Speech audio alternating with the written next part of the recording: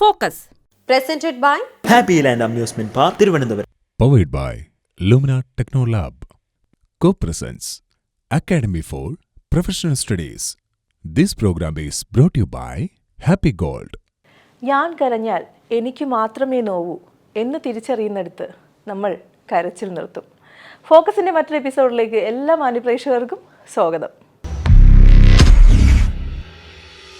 നമസ്കാരം. Smart line auto plus സ്പെഷ്യലിലേക്ക് എല്ലാ മാന്യപ്രേക്ഷകർക്കും സ്വാഗതം. ഞാൻ അഞ്ജു ശ്രീകണ്ഠൻ. UAE 2002 സ്റ്റാർട്ട് ചെയ്യും 12 ബ്രാഞ്ചുകളോടെ മുന്നേറിക്കൊണ്ടിരിക്കുന്ന അക്മൽ ഗ്രൂപ്പിൻ്റെ പുതിയ ബ്രാഞ്ചിൻ്റെ ഇനാഗുറേഷൻ വേളയിലാണ് ഞാനിപ്പോൾ ഉള്ളത്. ഇവിടുത്തെ വിശേഷങ്ങളാണ് ഇന്ന് നിങ്ങൾ പ്രേക്ഷകർ കാണാൻ പോകുന്നത്.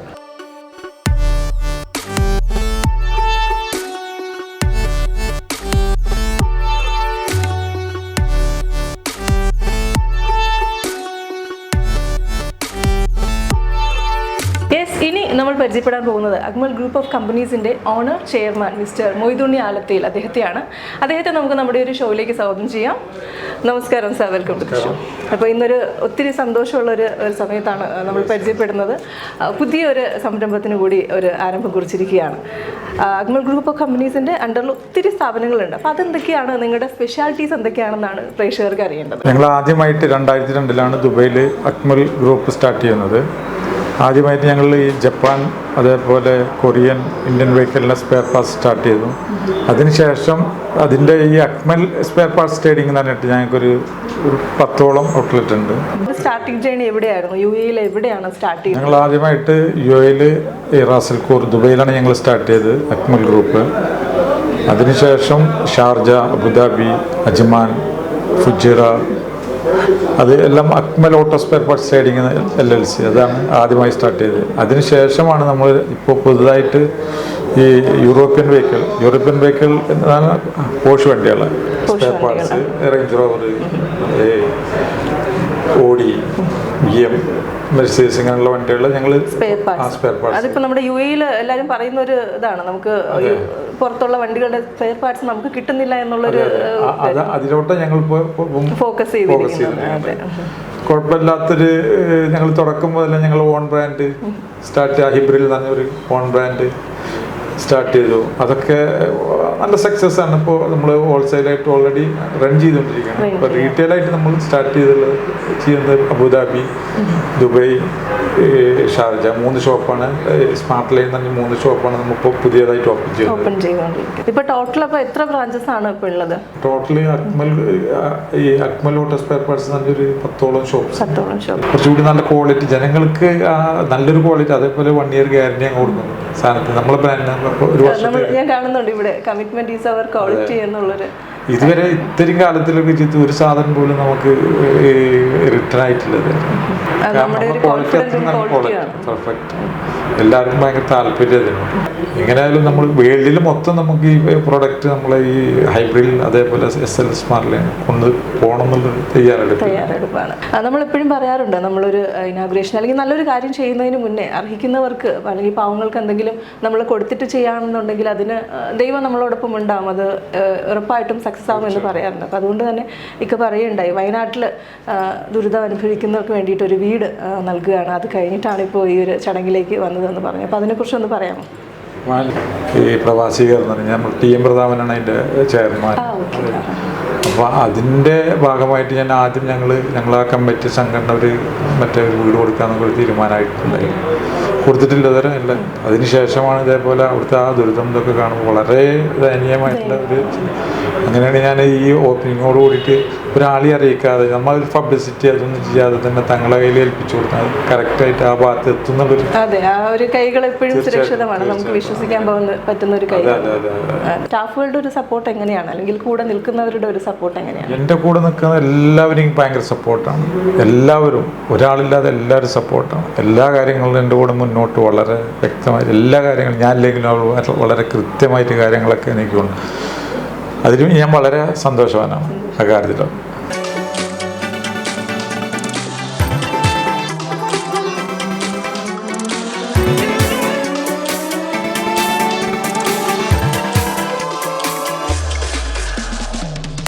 Akmal group of companies founder Moythunni അദ്ദേഹവും ഫാമിലിയാണ് ഇനി നമ്മളോടൊപ്പം ചേരുന്നത്. ആ ഒരു ഫാമിലി വിശേഷം എന്തൊക്കെയാണെന്നുള്ളത് കൂടി നമുക്ക് ചോദിച്ചറിയാം. നമസ്കാരം. പേര് പറഞ്ഞ് നമുക്ക് സ്റ്റാർട്ട് ചെയ്യാം. സമീറ മിഥുനി. സമീറ. ഫാമിലി സപ്പോർട്ട് എന്ന് പറയുന്നത് ഒരു ബിസിനസ് സക്സസ് ആയിട്ടുള്ള ഒരാളുടെ ഏറ്റവും ഇമ്പോർട്ടൻ്റ് ആയിട്ടുള്ള കാര്യമാണ്. അപ്പോൾ ആ ഒരു പാർട്ടിൽ എന്തൊക്കെയാണ് ആളെ ഹെൽപ്പ് ചെയ്യുന്നത്? ഞാൻ ബിസിനസ്സും സപ്പോർട്ട് ചെയ്യണം, ഫാമിലി എങ്ങനെയാന്നുള്ളൊരു ഇതിലാണ്. ഫാമിലി കാര്യങ്ങളെല്ലാം നന്നായിട്ട് മാനേജ് ചെയ്ത് പോകുന്നു. അതുകൊണ്ടാണ് ആൾക്ക് മറ്റു ടെൻഷനൊന്നും ഇല്ലാണ്ട് മുന്നോട്ട് പോകാൻ പറ്റുന്നത്. 3 മക്കളാണുള്ളത്. ഇപ്പൊ 2 പേര് ഇവിടെ ഉണ്ട്. ഒരാള് ഏവിയേഷന് പഠിക്കുന്നു, ആള് ബിസിയാണ്, ആള് പുറത്തേക്ക് പോയി. അപ്പൊ എങ്ങനെയാണ് പിള്ളേരുടെയൊക്കെ ഒരു സപ്പോർട്ട് കാര്യങ്ങളൊക്കെ എങ്ങനെയാണ്?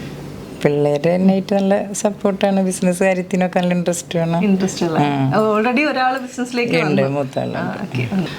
അപ്പൊ എല്ലാവരുടെയും നമ്മളിപ്പോ പറയുന്നുണ്ടല്ലോ, ഒരു ബിസിനസ് എന്ന് പറയുമ്പോഴത്തേക്ക് ആള് പുറത്ത് പോയി നമ്മുടെ ബിസിനസ് മുന്നോട്ട് കൊണ്ടുപോകണമെന്നുണ്ടെങ്കിൽ വീട്ടിലെ ടെൻഷൻ ഒന്നും പാടില്ല, അല്ലെങ്കിൽ വീട്ടിലെ കാര്യങ്ങളെല്ലാം നമ്മൾ ക്ലിയർ ചെയ്തിരിക്കണം. വീട്ടിലേക്ക് വരുമ്പോഴത്തേക്ക് ആ ഒരു ടെൻഷൻ ഒന്നും പാടില്ല എന്നുള്ളതുണ്ട്. അപ്പൊ അത് ആ രീതിയിലാണ് മാഡത്തിന്റെ കോൺട്രിബ്യൂഷൻ ഉള്ളത്. അതായത് ബിസിനസ് പരമായിട്ട് കാര്യങ്ങൾ എന്തെങ്കിലും ഇല്ലേ? ഫാമിലിയിൽ വരുമ്പോൾ ഞാൻ നിങ്ങൾ എല്ലാം ഡിസ്കസ് ചെയ്തിട്ടാണോ ചെയ്യുന്നത്?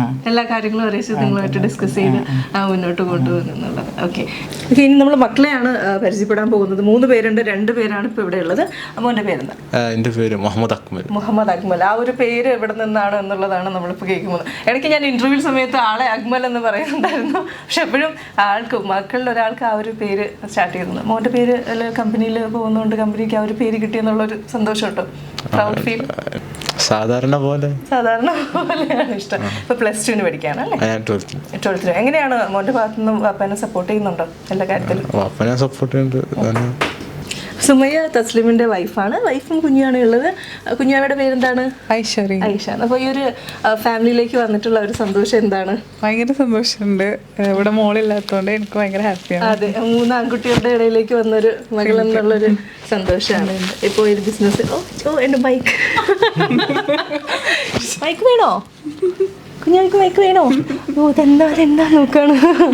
അപ്പോൾ 3 കുട്ടികളുള്ളത് കൊണ്ട് തന്നെ ഇങ്ങനെ ഒരു ഗേൾ വന്നതിൻ്റെ ഉള്ള ഒരു സന്തോഷം. ഇപ്പോൾ പുതിയൊരാൾ കൂടി വന്നിട്ടുണ്ട്, അതിൻ്റെ സന്തോഷ വേളയിലായിരിക്കും. അപ്പോൾ ഇങ്ങനെ ഒരു ഇനാഗുറേഷൻ വേളയിലാണ്. അപ്പോൾ കമ്പനി കാര്യങ്ങളൊക്കെ അറിയാമല്ലോ. അപ്പോൾ അതിൽ നിങ്ങളുടെ ഭാഗത്തുനിന്ന് എന്താണ്, സുമയുടെ ഭാഗത്തു നിന്നുള്ള സപ്പോർട്ട് കാര്യങ്ങളുണ്ടോ? ഉണ്ട്. ഞാൻ പിന്നെ വല്ലാണ്ട് ടെൻഷൻ അറിയിക്കില്ല, അങ്ങനെയൊക്കെ സപ്പോർട്ട് ചെയ്യാറുണ്ട് എന്നുള്ളതാണ്. നാട്ടിലെവിടെയാണ്? ഞാൻ വടക്കാഞ്ചേരിയിലാണുള്ളത്.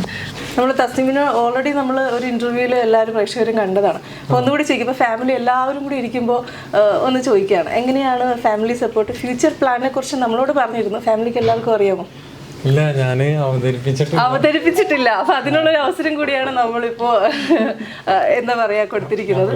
എനിക്ക് ഒരു ഡ്രീം ആയിട്ടുള്ള ഒരു പ്രൊജക്ട് കഫേ തന്നെ. ഇപ്പോഴല്ല, കുറച്ച് ഫ്യൂച്ചറിൽ മുന്നോട്ട് പോയിട്ട് ഒരു ഫുഡ് ഇൻഡസ്ട്രിയിൽ കൂടിയിട്ട് പോകണമെന്നാണ് ആളുടെ ഒരു ആഗ്രഹം എന്നുള്ളത്. അപ്പോൾ അതിൻ്റെ ഒരു സപ്പോർട്ട് വാപ്പിയും ഉമ്മയും എല്ലാവരും ചേർന്ന് ഉടനെ തന്നെ നടത്തി കൊടുക്കുകയാണെങ്കിൽ ആളുടെ ഒരു പുതിയൊരു സംരംഭത്തിന് നമുക്ക് എല്ലാവർക്കും നമുക്ക് കാണാം. ഇനി വീണ്ടും നമുക്കൊരു ഇൻ്റർവ്യൂ വേണമെങ്കിൽ ആ സമയത്ത് നമുക്ക് ഒന്ന് ചേരാമെന്നുള്ളതാണ്. അപ്പോൾ അക്മൽ ഗ്രൂപ്പിനും ഈ ഒരു ഫാമിലിക്കും എല്ലാവിധ ആശംസകളും നേരുന്നു. ഒത്തിരി നല്ല പ്രവർത്തനങ്ങൾ ചെയ്യുന്നുണ്ട്. ഒത്തിരി ആളുകളുടെ പ്രാർത്ഥനയും സപ്പോർട്ടും എന്നും നിങ്ങളുടെ കുടുംബത്തിനും നിങ്ങളുടെ കമ്പനിക്കും മേലുണ്ടാവട്ടെ എന്ന് ആശംസിക്കുന്നു. Thank you so much. Thank you. Akmal ഗ്രൂപ്പിനെ കുറിച്ചിട്ടുള്ള ഇന്നത്തെ ഈ ഒരു സ്മാർട്ട് ലൈൻ ഓട്ടർ പ്ലസിന്റെ എപ്പിസോഡ് എല്ലാ പ്രേക്ഷകർക്കും ഇഷ്ടമായി എന്ന് തന്നെ കരുതുന്നു. മറ്റൊരു സെഗ്മെന്റ് നമുക്ക് വീണ്ടും കണ്ടുമുട്ടാം. അതുവരേക്കും good bye.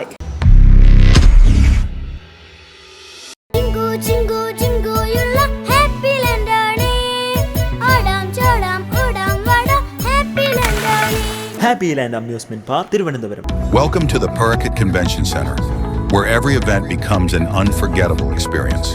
Our premium main hall comfortably accommodates 1,000 guests, featuring a magnificent 1,200 square feet stage, perfect for exhibitions, performances, and more. With luxurious stage designs and comfortable seating, every attendee enjoys an excellent view. Indulge in our executive dining area, seating over 300 guests, designed for a unique and memorable experience. Experience stunning interiors with exquisite lighting and imported surround sound for a soothing atmosphere. Effortlessly move between our premium and spacious lifts. Our comfortable lobby is ideal for executive meetings, accommodating up to 100 people, with dedicated spaces for board meetings, press conferences, or any small events.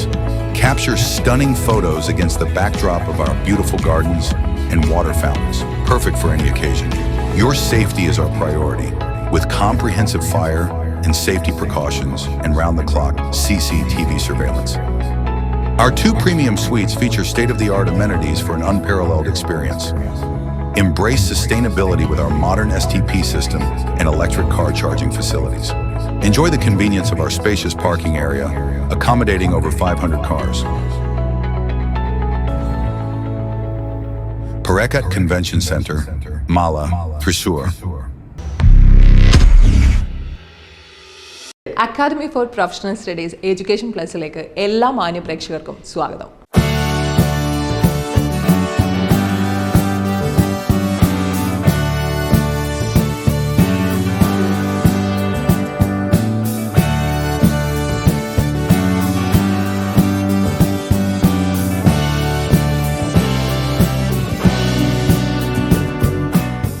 Okay, ഈ ഒരു സെഗ്മെൻറ്റിൽ നമ്മുടെ കൂടെയുള്ളത് APS HOD ആയിട്ടുള്ള mister അൻസാറാണ്. അപ്പോൾ mister അൻസാറിനോട് ചോദിക്കാനുള്ളത്, ഒരു HOD എന്നൊക്കെയുള്ള നിലയിൽ ചോദിക്കാനുള്ളത്, CMA USA ഇത് അത്രയും എന്താണ് ട്രെൻഡിങ് ആണ് ആൻഡ് ഒരുപാട് സ്പെഷ്യാലിറ്റീസ് ഉണ്ട് എന്ന് നമ്മൾ എല്ലാവരും അറിയുന്ന ഒരു കോഴ്സാണ്. അപ്പോൾ എന്താണ് അതിൻ്റെ ഒരു ജോബ് റോൾ ആൻഡ് അതിൻ്റെ ഒരു ഇമ്പോർട്ടൻസ് എന്തൊക്കെയാണ്? CMA USA എന്ന് പറയുന്ന ഒരു കോഴ്സിനെ കുറിച്ചിട്ട് പറയുകയാണെങ്കിൽ ഇൻസ്റ്റിറ്റ്യൂട്ട് ഓഫ് മാനേജ്മെൻറ്റ് അക്കൗണ്ടൻസ് അഥവാ IMA എന്ന് പറയുന്ന ഒരു ബോഡി US-ൽ സ്ഥാപിതമായിട്ടുള്ള ഏകദേശം ഒരു 100 വർഷത്തിന് മുകളിലായിട്ട് പാരമ്പര്യമുള്ള ബോഡിയാണ് ഈ കോഴ്സ് ഓഫർ ചെയ്യുന്നത്. അപ്പോൾ നമ്മുടെ ഇന്നത്തെ കാലത്ത് നമ്മൾ കണ്ടുവരുന്ന ബിസിനസ്സുകൾക്കിടയിലുള്ള ശക്തമായിട്ടുള്ള കോമ്പറ്റീഷൻ, അതുപോലെ തന്നെ പുതിയ പുതിയ സ്ട്രാറ്റജീസിൻ്റെ ആവശ്യം പോലെയുള്ള കാര്യങ്ങളൊക്കെ വളരെ റെലവൻ്റ് ആയിട്ട് നിൽക്കുന്നൊരു മാർക്കറ്റിലാണ് നമ്മളുള്ളത്. അപ്പോൾ പണ്ട് നമ്മൾ ട്രഡീഷണലി കണ്ടുവരുന്ന ഒരു ബിസിനസ് പാറ്റേൺ അനുസരിച്ചിട്ട് ആർക്കും കച്ചവടം ചെയ്ത് ജീവിക്കാൻ പറ്റുന്ന ഒരു കാലഘട്ടമല്ല ഇത്. അപ്പോൾ സ്വാഭാവികമായിട്ടൊരു ബിസിനസ്സിൽ വളരെയധികം ക്രൂഷ്യലായിട്ട് വരുന്ന പല സാഹചര്യങ്ങളിലും വളരെ ക്രൂഷ്യൽ ഡിസിഷൻസ് എടുക്കേണ്ട സാഹചര്യങ്ങൾ ഉണ്ടാകുന്നുണ്ട്. അപ്പോൾ അങ്ങനെ വരുമ്പോൾ അവിടെയൊക്കെ നമുക്കൊരു മാനേജ്മെൻറ്റ് അക്കൗണ്ടൻറ്റ് എന്ന് പറയുന്ന ഒരു പോസ്റ്റ് അങ്ങനെ വർക്ക് ചെയ്യുന്ന ആൾക്കാർ ഉണ്ടാകുന്നത് കൊണ്ടാണ് ബിസിനസ്സിൽ നല്ല നല്ല ഡിസിഷൻസ് എടുക്കാൻ പറ്റുന്നതും ബിസിനസ്സിന് ഏറ്റവും നല്ല രീതിയിൽ മുന്നോട്ട് കൊണ്ടുപോകാൻ പറ്റുന്നതും. അപ്പോൾ ആ ഒരു മാനേജ്മെൻറ്റ് അക്കൗണ്ടൻറ്റ് എന്ന് പറയുന്ന ഒരു കാൻഡിഡേറ്റിന് സർട്ടിഫിക്കേഷൻ കൊടുത്ത് അംഗീകരിക്കുന്ന ഒരു കോഴ്സാണ് സർട്ടിഫൈഡ് മാനേജ്മെൻറ്റ് അക്കൗണ്ടിങ് അഥവാ CMA USA എന്ന് പറയുന്നത്. നമുക്ക് കമ്പാരിറ്റീവ്ലി വളരെ ചെറിയൊരു ഷോർട്ട് പീരീഡ് ഓഫ് ടൈം കൊണ്ട് കംപ്ലീറ്റ് ചെയ്യാൻ പറ്റുന്ന, എന്നാൽ സിലബസിൽ വെച്ച് ഏറ്റവും നല്ല, ഏറ്റവും അപ്ഡേറ്റഡ് ആയിട്ടുള്ള, ഏറ്റവും റെലവൻ്റ് ആയിട്ടുള്ള കാര്യങ്ങൾ പഠിപ്പിക്കുകയും ചെയ്യുന്ന ഒരു പാറ്റേൺ ഓഫ് സിലബസ് കൊണ്ടുവന്നിട്ടുള്ള ഒരു കോഴ്സ് കൂടിയാണ് CMA USA എന്ന് പറയുന്നത്. നമ്മൾ CMA USA കഴിഞ്ഞ് ഒരു ജോലിയിലേക്ക് എൻ്റർ ചെയ്യുന്ന സമയത്ത് ആസ് എ ഫ്രഷർ നമ്മളൊരു ജോലിയിലേക്ക് എൻ്റർ ചെയ്യുകയാണെങ്കിൽ പോലും വളരെ ചുരുങ്ങിയ കാലഘട്ടം കൊണ്ട് തന്നെ ഒരു കമ്പനിയിൽ നമ്മൾ കയറി ആ കമ്പനിയുടെ ഏറ്റവും നല്ല ഡിസിഷൻ മേക്കിംഗ് ആസ്പെക്റ്റിൽ വർക്ക് ചെയ്യാൻ പറ്റുന്ന രൂപത്തിലുള്ള ഒരു പോസ്റ്റിലേക്ക് നമുക്ക് എത്തിച്ചേരാൻ പറ്റും എന്നുള്ളതാണ് CMA USAയുടെ ഏറ്റവും വലിയൊരു പ്രത്യേകത. അപ്പോൾ ഇന്നത്തെ കാലഘട്ടത്തിൽ എല്ലാ ആൾക്കാരും വളരെ ഫാസ്റ്റ് മൂവ്മെൻറ്റ് ആഗ്രഹിക്കുന്ന ആൾക്കാരാണ്. അപ്പോൾ അങ്ങനെ ഉണ്ടാകുമ്പോൾ ഈ ചെറിയൊരു ഷോർട്ട് പീരീഡ് ഓഫ് ടൈം മാത്രം ഇൻവെസ്റ്റ് ചെയ്യുന്നു. എന്നാലൊരു കമ്പനിയിൽ നമ്മൾ എൻറോൾ ചെയ്ത് കഴിഞ്ഞ് കഴിഞ്ഞാൽ അവിടെ ഏറ്റവും നല്ല പൊസിഷനിലേക്ക് നമുക്ക് വളരെ പെട്ടെന്ന് എത്തിച്ചേരാൻ പറ്റുന്നു പോലെയുള്ള പ്രത്യേകതകളാണ് CMA USA മറ്റുള്ള കോഴ്സുകളായിട്ടൊന്ന് വ്യത്യസ്തമാക്കുന്നത്. അപ്പോൾ ഒരുപാട് നന്ദി, ഇത്രയും ഈ ഒരു ഏരിയയിൽ കുറച്ചുകൂടി ക്ലിയർ ആയിട്ടുള്ള നിർദ്ദേശങ്ങളും അഭിപ്രായങ്ങളും ഒക്കെ അടങ്ങിയിട്ടുള്ള ഒരു ഒരുപാട് കാര്യങ്ങൾ പറഞ്ഞതിന്. ആൻഡ് നമ്മൾ ഇന്നത്തെ ഒരു സെഗ്മെൻറ്റ് തീരുകയാണ്. APSൻ്റെ ഇന്നത്തെ എഡ്യൂക്കേഷൻ പ്ലസിൻ്റെ ഈ ഒരു സെഗ്മെൻറ്റ് അവസാനിക്കുന്നു. കൂടുതൽ വിശദാംശങ്ങളുമായി അടുത്ത സെഗ്മെൻറ്റിൽ കാണാം. ഇപ്പം നമ്മുടെ ഒരു സാമ്പത്തിക മേഖല തന്നെ നോക്കിയാൽ NRIസിൻ്റെ ഇൻവെസ്റ്റ്മെൻറ്റ് എത്രത്തോളം ഇമ്പോർട്ടൻ്റ് ആണ്, അത് കാലങ്ങളായിട്ടുള്ള ഇമ്പോർട്ടൻസ് നമുക്ക് മനസ്സിലാവും. അപ്പോൾ ഈ ഒരു NRIs ഇവിടെ ഇൻവെസ്റ്റ് ചെയ്യുമ്പോൾ അവർ ഒരു സേഫ്റ്റി എന്നുള്ള നിലയിൽ എന്തൊക്കെ അവർ ശ്രദ്ധിക്കേണ്ടത്? എൻ്റെ പരിമിതമായ ഒരു എക്സ്പീരിയൻസിൽ ഏറ്റവും കൂടുതൽ ഇൻവെസ്റ്റ്മെൻറ്റ് തട്ടിപ്പുകളിലും മറ്റുമൊക്കെ പോയി പെടുന്നതിൽ കൂടുതലും പ്രവാസികളാണ് പലപ്പോഴും കണ്ടുവരാറുള്ളത്. കാരണം അവരുടെ അടുത്താണ് എപ്പോഴും സർപ്ലസ് ക്യാഷ് ഉണ്ടാവുക. അപ്പം പലപ്പോഴും അവർ നാട്ടിൽ എന്തെങ്കിലും ഒരു ബിസിനസ്, ഒരു 5 ആൾ കൂടിയിട്ട് ഒരു ബിസിനസ് ചെയ്യുന്ന സമയത്ത് അതിനകത്ത് ഒരാൾ ഇദ്ദേഹമായിരിക്കും, കുറച്ച് പണം അവരെന്ത് ചെയ്യും, മുടക്കും. അങ്ങനെ മുടക്കി ചിലപ്പോൾ ഒരു 6 മാസം കഴിയുമ്പോൾ, 1 വർഷം കഴിയുമ്പോൾ ഈ സ്ഥാപനങ്ങൾ മിക്കതും അടച്ചുപൂട്ടുന്നതാണ് ശ്രദ്ധയിൽപ്പെടാറുള്ളത്. ഓക്കെ, അപ്പോൾ നമ്മളെ സംബന്ധിച്ചിടത്തോളം ഒരു NRIസിന് നമ്മൾ ഏതെങ്കിലും ഒരു മേഖലയിൽ ഇൻവെസ്റ്റ് ചെയ്യാൻ ഉദ്ദേശിക്കുന്നുണ്ടെങ്കിൽ അറ്റ്ലീസ്റ്റ് ആ മേഖലയെക്കുറിച്ച് വ്യക്തമായ ധാരണ ആ പ്രവാസി സുഹൃത്തിന് ഉണ്ടായിരിക്കണം. രണ്ടാമത്തെ കാര്യം, നമ്മൾ നാട്ടിൽ അങ്ങനെ എന്തെങ്കിലും ബിസിനസ് സംബന്ധമായ ഇടപാടുകളിലാണ് ഇൻവെസ്റ്റ് ചെയ്യാൻ ഉദ്ദേശിക്കുന്നതെങ്കിൽ ആ ബിസിനസ്സിൻ്റെ പ്രപ്പോസൽ കൊണ്ടുവരുന്ന ഒരാൾക്ക് ആ ഒരു മേഖലയിൽ എത്ര വർഷത്തെ എക്സ്പീരിയൻസ് ഉണ്ട് എന്നുള്ളത് കൃത്യമായിട്ട് എന്ത് ചെയ്യണം, പഠിച്ചിരിക്കണം. മൂന്നാമത് അദ്ദേഹത്തിൻ്റെ ബാക്ക്ഗ്രൗണ്ട്, നമ്മൾ ഫ്രണ്ടിൽ കാണുന്ന ഒരു അപ്രോച്ചും അപ്പിയറൻസും മാത്രം വെച്ചിട്ട് എന്ത് ചെയ്യരുത്, പണം ഇൻവെസ്റ്റ് ചെയ്യരുത്. അവരുടെ ബാക്ക്ഗ്രൗണ്ട് കൃത്യമായിട്ട്, ഫാമിലി ബാക്ക്ഗ്രൗണ്ട് എന്താണെന്നുള്ളതിനെ കുറിച്ചൊക്കെ കൃത്യമായിട്ട് മനസ്സിലാക്കണം. ഒരു കല്യാണ ആലോചന നടത്തുന്നത് പോലെ എന്ത് ചെയ്യണം, കാര്യങ്ങളെക്കുറിച്ച് പഠിച്ചതിന് ശേഷം മാത്രമൊക്കെ ഇൻവെസ്റ്റ്മെൻറ്റിൻ്റെ പാർട്ടിലേക്ക് തന്നെ പോകാൻ പാടുള്ളൂ. മൂന്നാമത്തെ ഒരു കാര്യം, നിങ്ങളുടെ അടുത്ത് ആരെങ്കിലും എന്തെങ്കിലും പ്രപ്പോസലുമായിട്ട് വന്നു കഴിഞ്ഞാൽ ആ പ്രപ്പോസൽ കൊണ്ടുവരുന്ന ആൾ എത്ര തുക അതിനകത്ത് ഇൻവെസ്റ്റ് ചെയ്യുന്നുണ്ട് എന്നുള്ളതും കൂടി ഭയങ്കര ഇമ്പോർട്ടൻ്റ് ആണ്. ഒരാൾ പ്രപ്പോസൽ കൊണ്ടുവരുന്നു, നാട്ടുകാരുടെ പൈസ വാങ്ങിച്ചിട്ട് അയാൾ ബിസിനസ് ചെയ്യുന്നതാണ് എന്നുണ്ടെങ്കിൽ അയാൾക്ക് ബിസിനസ്സിൽ എത്രത്തോളം ശ്രദ്ധയുണ്ടാവുമെന്ന് നിങ്ങൾ എന്ത് ചെയ്താൽ മതി, ഒന്ന് ആലോചിച്ച് നോക്കിയാൽ മതി. അദ്ദേഹത്തിൻ്റെ പണം കൂടി അതിനകത്ത് ഇൻവെസ്റ്റ് ചെയ്യുന്നുണ്ടെങ്കിൽ സ്വാഭാവികമായിട്ടും അദ്ദേഹത്തിൻ്റെ കൺസേൺ എന്തായിരിക്കും, കൂടുതലായിരിക്കും. അപ്പം ഈ പ്രവാസി സുഹൃത്തുക്കൾ ബിസിനസ് സംബന്ധമായ പ്രപ്പോസലുകൾ വന്നു കഴിഞ്ഞാൽ ഏറ്റവും ബെസ്റ്റ് നല്ല ഫൈനാൻഷ്യൽ എക്സ്പേർട്ട്, നല്ല ചാർട്ടേഡ് അക്കൗണ്ടൻ്റെയോ കോസ്റ്റ് അക്കൗണ്ടൻ്റെയോ കമ്പനി സെക്രട്ടറീസിനൊക്കെ നേരിട്ട് കണ്ട് 1-2 കൺസൾട്ടേഷൻ എടുത്തതിന് ശേഷം മാത്രം ഇൻവെസ്റ്റ് ചെയ്യാൻ വേണ്ടി ഇറങ്ങുക. ഒരിക്കലും നിങ്ങളെ ബന്ധത്തിൻ്റെ പേരിലോ ഫ്രണ്ട്ഷിപ്പിൻ്റെ പേരിലോ ഒരു ഇമോഷണൽ അറ്റാച്ച്മെൻറ്റിൻ്റെ പേരിലോ ₹1 പോലും ഒരു പ്രസ്ഥാനത്തിലും നിങ്ങൾ ഇൻവെസ്റ്റ് ചെയ്യരുത് എന്ന് മാത്രമാണ് എനിക്ക് ഈ ഒരു അവസരത്തിൽ പറയാനുള്ളത്. അപ്പോൾ കൂടുതൽ നിങ്ങൾക്ക് ഇതുപോലെയുള്ള കുറേ കാര്യങ്ങളൊക്കെ അറിയാനുണ്ടാവും. അപ്പോൾ അതിനെക്കുറിച്ചൊക്കെ നമുക്ക് വൈകാതെ എന്ത് ചെയ്യാം, ഡിസ്കസ് ചെയ്യാം. അപ്പോൾ ഞാൻ ഒരിക്കൽ കൂടി പറയുന്നു, ഫ്രണ്ട്ഷിപ്പിൻ്റെ പേരിൽ ഇമോഷണൽ അറ്റാച്ച്മെൻറ്റിൻ്റെ പേരിൽ ഒരു കാരണവശാലും ഒരു ബിസിനസ് പ്രപ്പോസൽ ഇൻവെസ്റ്റ് ചെയ്യരുത്. ഇനി നിങ്ങൾക്ക് പണം ഇൻവെസ്റ്റ് ചെയ്യണമെന്നുണ്ടെങ്കിൽ ഇന്ത്യയിൽ തന്നെ സെക്യൂർഡ് ആയിട്ടുള്ള രീതിയിൽ കുറേ ഇൻവെസ്റ്റ്മെൻറ്റ് ഓപ്പർച്യൂണിറ്റീസ് നമുക്കുണ്ട്. സ്റ്റോക്ക് മാർക്കറ്റിൽ ഇൻവെസ്റ്റ് ചെയ്യാം, റിയൽ എസ്റ്റേറ്റ് മേഖലയിൽ ഇൻവെസ്റ്റ് ചെയ്യാം, പിന്നെ അതേപോലെ തന്നെ മ്യൂച്വൽ ഫണ്ട് പോലെയുള്ള സംഭവങ്ങളുണ്ട്. ഇനി ഒന്നിനും താല്പര്യമില്ല, റിസ്ക് എടുക്കാൻ താല്പര്യമില്ലെങ്കിൽ ബാങ്ക് തന്നെ ഡെപ്പോസിറ്റ് ചെയ്താലും നല്ലൊരു ഇൻവെസ്റ്റ്മെൻറ്റ് പ്ലാനാണ്. പിന്നെ അതിനകത്ത് റിട്ടേൺ കിട്ടുന്നതിൻ്റെ എമൗണ്ട് കമ്പാരിറ്റീവ്ലി കുറവായിരിക്കും. പക്ഷേ പണം ഒന്ന് സെക്യൂർ ആയിട്ട് കിടക്കും. അതായത് എൻ്റെ പണം എൻ്റെ കയ്യിൽ തന്നെ കിടക്കും. പക്ഷേ അത് നാട്ടുകാരെ ഏൽപ്പിച്ചു കഴിഞ്ഞാൽ അയാൾ എത്രത്തോളം കൂളായിട്ട് അത് കൈകാര്യം ചെയ്യുന്നുള്ള കാര്യം നിങ്ങളൊന്ന് ശക്തമായിട്ട് ആലോചിക്കുക. ഓക്കെ. അപ്പോൾ ഇത്രയും വിലയേറിയ സാറിൻ്റെ സമയം ഞങ്ങൾക്ക് വേണ്ടി ചെലവഴിച്ചതിന് thank you. Academy for professional സ്റ്റഡീസിൻ്റെ ഇന്നത്തെ സെഗ്മെൻറ്റ് ഇവിടെ തീരുകയാണ്. അടുത്ത സെഗ്മെൻറ്റിൽ നമുക്ക് വീണ്ടും കാണാം. ഹായ്, ഹലോ, നമസ്കാരം. അബ്ലോ ക്ലെൻസിങ് ഇന്ത്യ പ്രൈവറ്റ് ലിമിറ്റഡ് അടുത്തറിയാമിലേക്ക് എല്ലാവർക്കും സ്വാഗതം. ഞാനെത്തിയിരിക്കുന്നത് തിരൂരിലെ പുറത്തൂർ എന്ന ഗ്രാമത്തിലെ കളൂർ എന്ന സ്ഥലത്താണ്. അപ്പോൾ എൻ്റെ കൂടെയുള്ളത് ഒരു മിടുക്കനാണ്. 23 വയസ്സേ ഉള്ളൂ. ആകാശ് എന്നാണ് പേര്. 23 വയസ്സേ ഉള്ളൂ. നിസ്സാരക്കാരനല്ല, ഒരു പ്രൈവറ്റ് ലിമിറ്റഡ് കമ്പനിയുടെ CEO ആയി മാറിയിരിക്കുകയാണ്. ശരിക്കും എന്താണ് ഈ 23ാമത്തെ വയസ്സിൽ ഇത്തരത്തിലൊരു കമ്പനിയുടെ CEO ആയി മാറാനുണ്ടായ ഒരു സാഹചര്യം? കാര്യം ഞാൻ വേറെ ഒന്നുമല്ല ചോദിക്കുന്നത്. നമ്മളിപ്പോൾ 23 വയസ്സെന്നൊക്കെ പറയുമ്പം കോളേജിലൊക്കെ പോകുന്നു, അത്യാവശ്യം പ്രേമിച്ച് ലൈനടിച്ച് നടക്കുന്നു, വീട്ടുകാരുടെ കയ്യിൽ നിന്ന് കാശ് മേടിക്കുന്നു, അങ്ങനെ പല കാര്യങ്ങളും ചെയ്യുന്നു. പിന്നീടാണ് ഒരു ജോലി അല്ലെങ്കിൽ അങ്ങനെ ഒരു കാര്യത്തിലേക്ക് നമ്മൾ ചിന്തിക്കുന്നത്. പക്ഷേ ഇത്രയും ഒരു ചെറുപ്രായത്തിൽ ഒരു പ്രൈവറ്റ് ലിമിറ്റഡ് കമ്പനിയുടെ CEO ഒക്കെ ആയി മാറുക എന്ന് പറയുന്നത് നിസ്സാര കാര്യമല്ല. എന്താണ് ശരിക്കും അതിനുണ്ടായ ഒരു സാഹചര്യം? സാഹചര്യം എന്ന് പറയുന്നത് ചിലപ്പോൾ എല്ലാവരും വിചാരിക്കും ഒരു പണം തന്നെ ആയിരിക്കും മോട്ടീവ്. പണം മോട്ടീവാണ്, നമ്മൾ കാര്യങ്ങൾ നടക്കാൻ വേണ്ടി മോട്ടീവാണ്.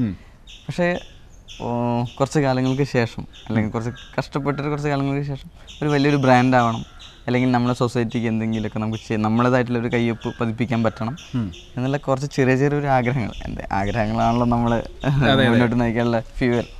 അപ്പോൾ ആ രീതിയിൽ അതുകൊണ്ടാണ് ഈ പ്രൈവറ്റ് ലിമിറ്റഡ് അല്ലെങ്കിൽ CEO അങ്ങനെ വലിയ ആഗ്രഹങ്ങൾ കൊണ്ടല്ല, എനിക്കൊരു സ്വന്തമായിട്ടൊരു ബ്രാൻഡ് ക്രിയേറ്റ് ചെയ്യണം, ഒരുപാട് കാര്യങ്ങളിൽ നമ്മളേതായുള്ള നമ്മൾ അതിൽ നമ്മളെ സിഗ്നേച്ചർ വരണം എന്നുള്ള അങ്ങനത്തെ കുറച്ച് ആഗ്രഹങ്ങളുകൊണ്ടാണ്. പിന്നെ ഇപ്പം എങ്ങനെ കമ്പനിയിലേക്ക് എത്തി അല്ലെങ്കിൽ ഒരു ബിസിനസ്സിലേക്ക് എത്തി എന്നൊക്കെ നോക്കുമ്പോൾ അത് ഒരു കുറച്ച് കാലം പുറകോട്ട് പോകണം, ഫ്ലാഷ് ബാക്കിലേക്ക് പോകണം. ഓക്കെ. അപ്പോൾ അങ്ങനെയുള്ളത്. ഞങ്ങൾ സാധാരണ ഒരു മിഡിൽ ക്ലാസ് ഫാമിലിയാണ്. അച്ഛൻ ഒരു ടൈലർ ആയിരുന്നു എന്ന് പറയുമ്പോൾ ഇപ്പോൾ ടൈലറിങ് അല്ല, ഇപ്പോൾ കൃഷി കാര്യങ്ങളൊക്കെ ആയിട്ട് നടക്കുന്നു. അച്ഛൻ ഗൾഫിൽ സൗദിയിൽ ടൈലറിങ് ആയിരുന്നു, സ്വന്തമായിട്ട് ഷോപ്പ് കാര്യങ്ങൾ ഒക്കെ ആയിട്ട്. പിന്നീട് അച്ഛൻ അവിടെ നിന്ന് അച്ഛൻ്റെ അമ്മയുടെ കുറച്ച് അസുഖങ്ങൾ കാരണം തിരിച്ച് നാട്ടിലേക്ക്. ഇപ്പോൾ പിന്നീട് ഞാൻ 8ാം ക്ലാസ് പഠിക്കുമ്പോൾ ഏട്ടൻ ഡിഗ്രിക്ക് പോകുന്ന സമയമായിരുന്നു.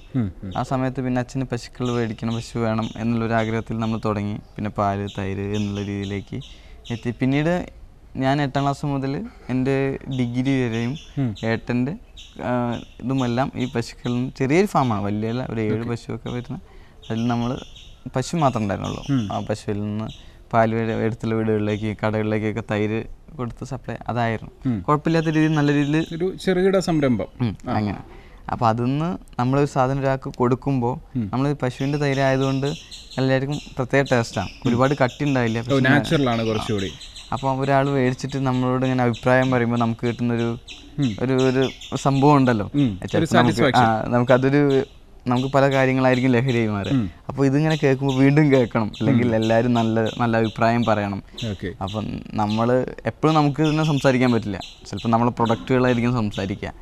അപ്പം അതാണ് നമ്മളൊരു മോട്ടീവ്. അല്ല, അപ്പം ഞാൻ ചോദിക്കാം, ഇപ്പം നമ്മൾ ഈ പശുവിൻ്റെ തൈരും പാലും ഒക്കെ എടുത്ത് കൊടുക്കുന്ന ഒരു ചെറുകിട സംരംഭമായിരുന്നു. പക്ഷെ അതിൽ നിന്ന് എൻ്റയർലി ഡിഫറെൻ്റ് ആയിട്ടുള്ളൊരു സംഭവമാണല്ലോ ഒരു ക്ലിൻസിങ് പ്രോഡക്ട്സ് വിൽക്കുക എന്ന് പറയുന്നത്. ശരിക്കും അതെന്താണ് അങ്ങോട്ട് മാറി ചിന്തിക്കാനുണ്ടായ കാര്യം? അത് പശു കാര്യങ്ങളൊക്കെ 8ാം ക്ലാസ് മുതൽ ഉണ്ടായിരുന്നു. പിന്നെ നമ്മളേതായിട്ടുള്ള എന്തെങ്കിലുമൊക്കെ തുടങ്ങണം.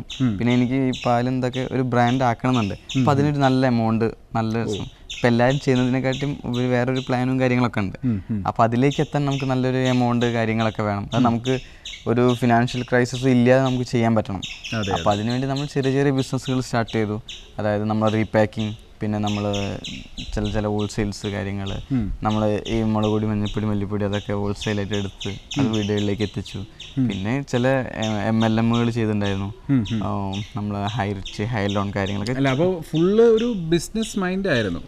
എന്താ പഠിച്ചത്? ഏത് കോഴ്സാണ് പഠിച്ചത്? BCom ആയിരുന്നു പഠിച്ചിട്ടുണ്ടായിരുന്നു. പക്ഷെ നല്ല രീതിയിൽ സപ്ലി മേടിച്ചിട്ടാണ് തിരിച്ചിറങ്ങിയത്. അങ്ങനെ ഒരു സപ്ലി മേടിച്ചുകൊണ്ടാണോ, അല്ലെങ്കിൽ എനിക്കിനിയിപ്പോൾ അങ്ങനെ ഇത് പഠിച്ചൊരു ജോലി അതൊക്കെ ഒരു ഡിഫിക്കൽട്ടാണ് തോന്നിയിട്ടുണ്ട്? സപ്ലി മേടിച്ചത് കോളേജിൻ്റെ പ്രശ്നം കൊണ്ടോ അതൊന്നുമല്ല.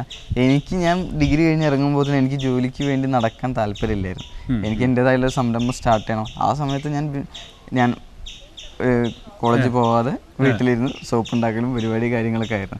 പിന്നെ കോളേജിൽ പോകാൻ വലിയ താല്പര്യം ഇല്ല. നമുക്ക് അവിടെ എന്തെങ്കിലുമൊക്കെ, നമുക്ക് ഇവിടെ ഒരു വലിയൊരു ലഹരി കിട്ടുമ്പോൾ നമ്മൾ അങ്ങോട്ട് തിരിച്ചു പോവാൻ പാടാണ്. അപ്പോൾ എല്ലാവരും ഞാൻ പഠിക്കുന്നത് തെറ്റാ അല്ലേ, നമുക്ക് ഓരോരുത്തർക്കും ഓരോ ടേസ്റ്റ് ഉണ്ടല്ലോ. എനിക്കത് നടക്കുന്നില്ല എന്ന് മനസ്സിലായി. അതുകൊണ്ട് എനിക്ക് ചെയ്യണം, പഠിക്കണം, ഇനിയും തുടർന്ന് പഠിക്കണം, ബാക്കിയുള്ള സപ്ലൈ എടുക്കണം. പിന്നെ PG ഇപ്പം എനിക്ക് തോന്നുന്നു നമുക്ക് എഡ്യൂക്കേഷൻ കൊണ്ട് കുറച്ച് ഗുണങ്ങൾ കാര്യങ്ങളൊക്കെ ഉണ്ട്. നമുക്ക് കുറച്ച് കാര്യങ്ങൾ സിസ്റ്റമാറ്റിക് ആയിട്ട് വരണമെന്നുണ്ടെങ്കിൽ ഒരു MBA കാര്യങ്ങളൊക്കെ പഠിച്ച് കമ്മ്യൂണിക്കേഷൻസ് കാര്യങ്ങളൊക്കെ വരും. കാരണം എനിക്ക് ലാംഗ്വേജ് സ്കിൽ വളരെ കുറവാണ്. അത് നമ്മുടെ നാട്ടിൽ മാത്രം നിന്നതുകൊണ്ടും കാര്യങ്ങൾ. ഇപ്പം നമ്മൾ ബാംഗ്ലൂരൊക്കെ പോയി വരുമ്പോൾ നമുക്ക് മനസ്സിലാവുന്നുണ്ട്, നമുക്കൊരാളോട് സംസാരിക്കണമെന്നുണ്ടെങ്കിൽ ലാംഗ്വേജ് ഭയങ്കര ഒരു ഇമ്പോർട്ടൻ്റ് ആണ്. അതായത് ഇംഗ്ലീഷ് ഒരുപാട് സംസാരിക്കണം, അപ്പോൾ വലിയ ആളാവും. അങ്ങനെയല്ല, നമുക്ക് ലാംഗ്വേജ് എന്ന് പറഞ്ഞാൽ നമ്മൾ കമ്മ്യൂണിക്കേഷൻ ആണല്ലോ ഏറ്റവും ബെസ്റ്റ് ആണ്. പക്ഷെ എങ്ങനെയാണ് നമ്മൾ സംസാരിക്കും, അത് എവിടെ പോയാലും നമ്മൾ ജീവിക്കും. ഈ അബ്ലോയുടെ ഫസ്റ്റ് പ്രോഡക്റ്റ് എന്തായിരുന്നു? Bar soap. നമ്മൾ ഡിറ്റർജന്റ് കേക്ക് ഉണ്ടല്ലോ, ആ സോപ്പ്. അതും അതിലും നമ്മളതായിട്ടുള്ള ഒരു വ്യത്യാസം കൊണ്ടുവന്നുണ്ട്. ആക്ച്വലി അത് എന്തായിരുന്നു അതിന്റെ ബിഗിനിങ് സ്റ്റേജ്? എവിടെയാണ് അത് സ്റ്റാർട്ട് ചെയ്തത്? ഈ സോപ്പിലേക്ക് വരാൻ കാരണം എന്താ വെച്ചാൽ, ഞാൻ ഇങ്ങനെ പലതും ചെയ്ത് നടക്കുമ്പോൾ അത് നിനക്കെന്താണോ നല്ലത് അത് നീ ചെയ്യുക, അല്ലെങ്കിൽ നിൻ്റേതായിട്ടുള്ള കാര്യങ്ങൾ നീ ചെയ്യുക. എനിക്കിങ്ങനെ ബ്രാൻഡാവണം, കാര്യങ്ങളാവണം എന്നുള്ള രീതിയിലായിരുന്നു. ബ്രാൻഡ് എന്ന് വെച്ചാൽ PSA എന്നുള്ളൊരു എന്താ പറയുക, ഒരു കോർപ്പറേറ്റ് രീതിയിലേക്ക് നമുക്ക് വളരണം എന്നുള്ളൊരു ആഗ്രഹം ഉണ്ടായിരുന്നു. PSA എന്നുള്ളതൊരു ചെറിയ നമ്മളൊരു ഫാമിലി എന്നുള്ളതിനൊരു നമ്മളെല്ലാവരും കൂടിയുള്ള ഒരു പേര് മാത്രമാണ്. പക്ഷെ അതിൻ്റെ കീഴിൽ PSA എന്ന് പറയുന്നതിൻ്റെ കീഴിൽ ഒരുപാട് സംരംഭങ്ങളും ഒരുപാട് സ്റ്റാഫുകളും ഒരുപാട് നല്ല നല്ല കാര്യങ്ങൾ ചെയ്യാൻ പറ്റണം, ഒരു എക്കണോമി വളർത്താൻ പറ്റണം. പിന്നെ ഒരു ബിസിനസ് എന്ന് പറയുമ്പോൾ നമുക്കൊരു അമ്പലം പോലെയാണ്. ഒരു നാട്ടിലൊരു അമ്പലം ഉണ്ടെങ്കിൽ അതിനെ ചുറ്റിപ്പറ്റി പല കാര്യങ്ങളും ഉണ്ടായിരിക്കും. അപ്പോൾ ആ നാട് വളരും. ശരിയാ, നമ്മൾ ഭക്തി കാര്യങ്ങളല്ല, അതെ മനസ്സിലായി. അതിനെ ഡിപ്പെൻഡ് ചെയ്ത് ഒരുപാട് ആളുകൾ ജീവിക്കുന്നുണ്ട്. ഇപ്പോൾ ഒരു ഉത്സവം വരികയാണെന്നുണ്ടെങ്കിൽ ഒരുപാട് ആൾക്കാർക്ക്. അതുപോലെ നമുക്കൊരു സോഷ്യൽ ഒരു കമ്മിറ്റ്മെൻറ്റ്സും കൂടിയുള്ള കാര്യമാണ് ബിസിനസ്. വർക്ക് എന്ന് പറഞ്ഞാൽ അങ്ങനെയല്ല, നമ്മൾ ജോലി ചെയ്യുന്നു, നമ്മൾ സാലറി മേടിക്കുന്നു, നമ്മൾ തിരിച്ചു പോകുന്നു, കാര്യങ്ങളാണ്. അപ്പോൾ ആ രീതിയിലേക്ക് നമുക്ക് കുറച്ചുകൂടി എന്തെങ്കിലും ചെയ്യാൻ പറ്റുമെന്നുള്ളത് ബിസിനസ്സിലൂടെയാണ്. ഓക്കെ, അപ്പോൾ എന്തായാലും Ablo cleansing India private limited വലിയ ഉന്നതങ്ങളിലെത്തട്ടെ. Thank you. Ablo cleansing India private limited അടുത്തറിയാമിൻ്റെ ഈ ഒരു സെഗ്മെൻറ്റ് ഇവിടെ അവസാനിക്കുന്നു. അടുത്ത സെഗ്മെൻറ്റിൽ കൂടുതൽ വിശേഷങ്ങളുമായി നമുക്ക് വീണ്ടും കാണാം. ബൈ. നമസ്കാരം, എല്ലാ മാന്യ പ്രേക്ഷകർക്കും ഹാപ്പി ഗോൾഡ് ന്യൂ ഫാഷൻസ് എന്ന പുതിയ സെഗ്മെന്റിലേക്ക് സ്വാഗതം.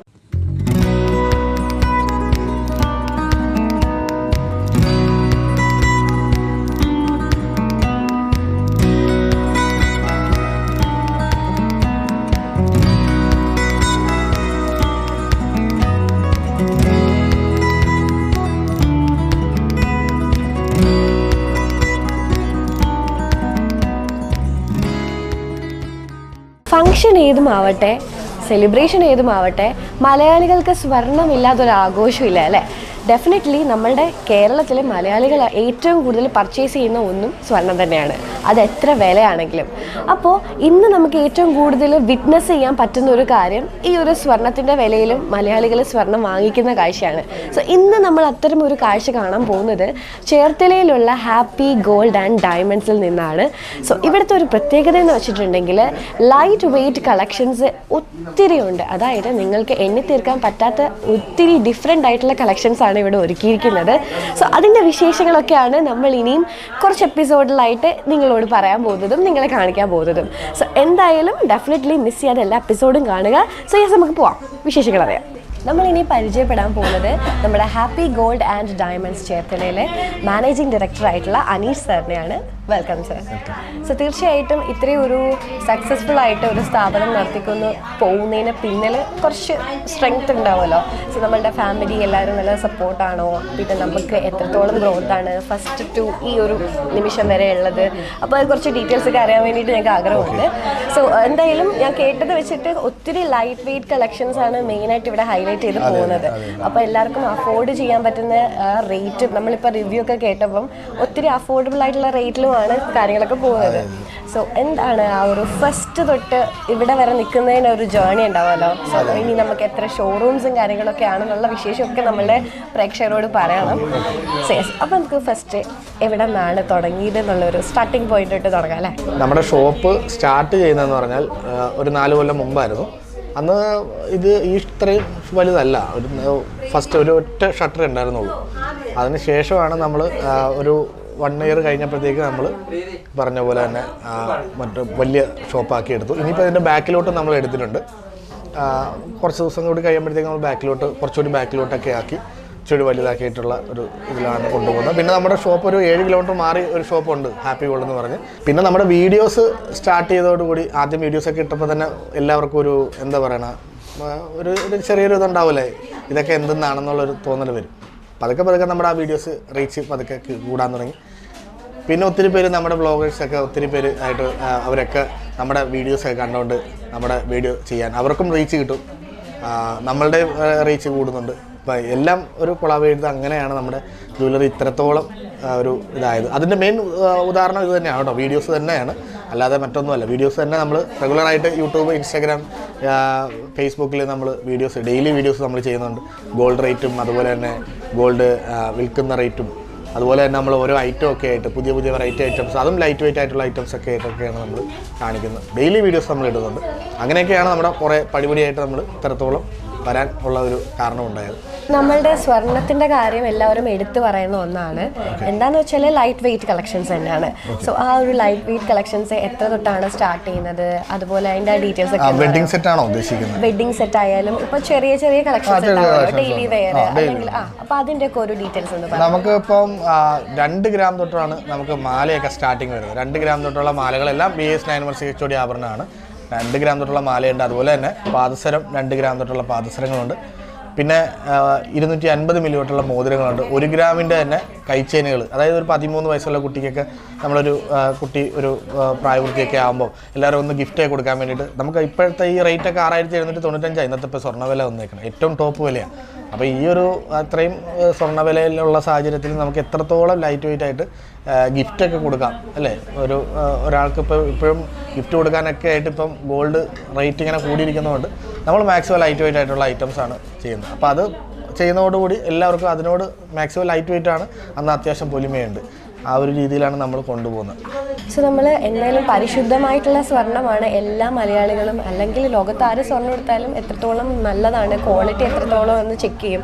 ഈ ഒരു വിലക്കുറവ് കാണുമ്പോൾ അവരൊരു ഡൗട്ട് അടിക്കും, ക്വാളിറ്റി നല്ലതാണോ എന്നൊക്കെ. സോ അപ്പോൾ ആ ക്വാളിറ്റി എത്രത്തോളം നമ്മളിവിടെ ഗ്യാരണ്ടി കൊടുക്കുന്നുണ്ട്? സത്യത്തിൽ വിലക്കുറവെന്ന് പറയുന്നത് നമ്മുടെ സ്വർണ്ണവില, എല്ലാവരുടെയും സ്വർണ്ണവില തന്നെയാണ് നമ്മുടെ സ്വർണ്ണവില. പിന്നെ ക്വാളിറ്റി അതിനകത്ത് കോംപ്രമൈസ് ഇല്ല, കറക്റ്റ് ക്വാളിറ്റി കൊടുക്കുക തന്നെയാണ്.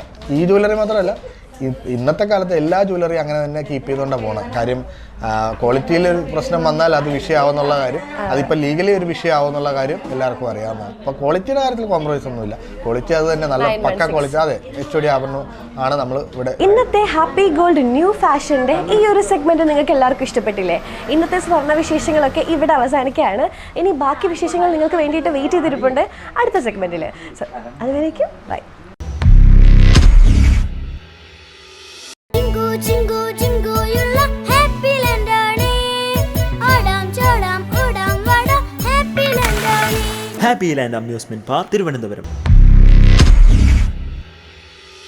തിരുവനന്തപുരത്തെ വെമ്പായത്തിനടുത്തുള്ള ഹാപ്പി ലാൻഡിലാണ് ഞാനിപ്പോൾ നിൽക്കുന്നത്.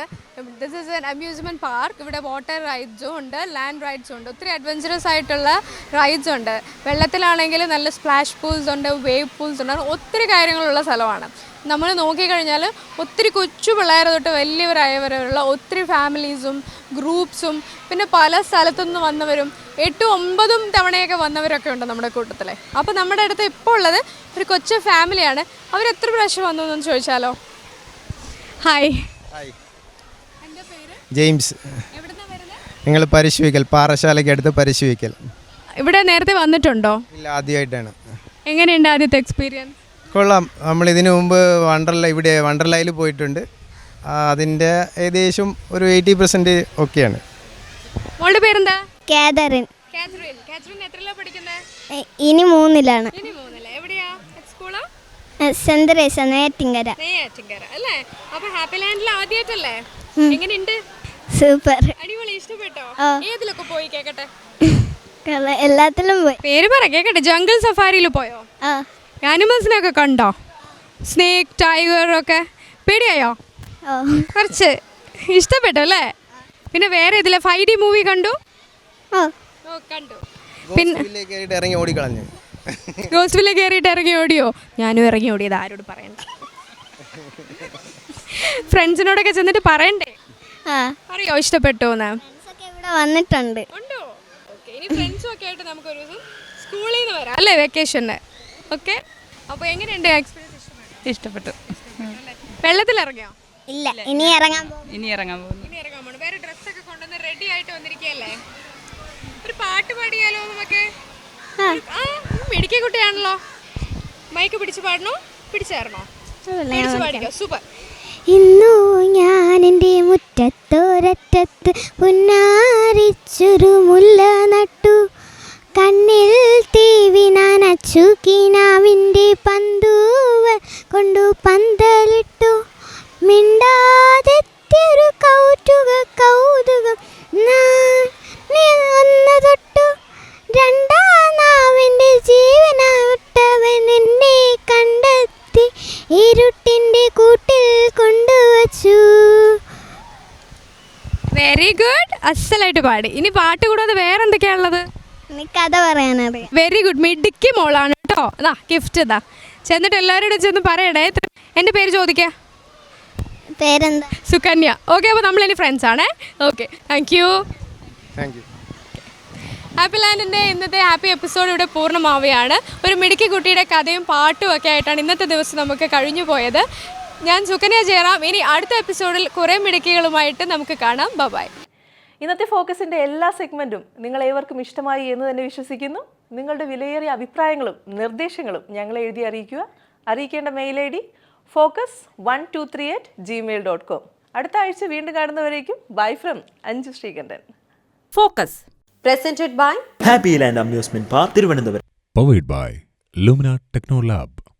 Co-presents Academy for Professional Studies. This program is brought to you by Happy Gold.